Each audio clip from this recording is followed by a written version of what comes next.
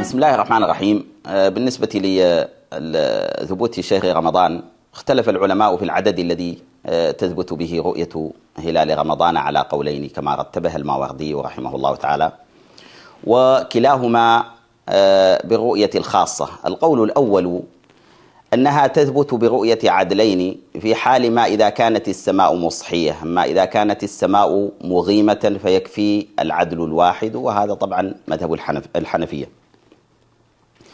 أما المالكية فيثبت عندهم برؤية عدلين إذا كانت السماء غائمة بلا خلاف داخل المذهب، وبهما إذا كانت السماء مصحية على خلاف.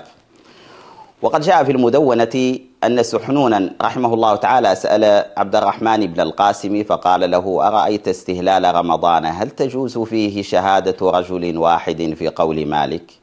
قال مالك: لا تجوز فيه شهادة رجل واحد وإن كان عدلا. وقد وافقهم الشافعية في بعض أقوالهم والحنابلة في اشتراط العدلين، إلا أنهم لم يفرقوا في ذلك بين ما إذا كانت السماء مصحية أو مغيمة، وهو مذهب عثمان بن عفان رضي الله تعالى عنه والليث والأوزاعي.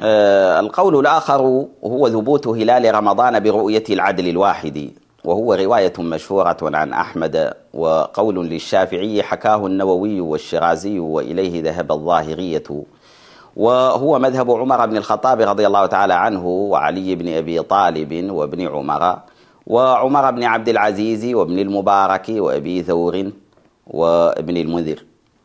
وقد قال المالكية يثبت برؤية الواحد العدل في حق أهله. قال خليل رحمه الله تعالى: وعم إن نقل بهما عنهما لا بمنفرد إلا كأهله.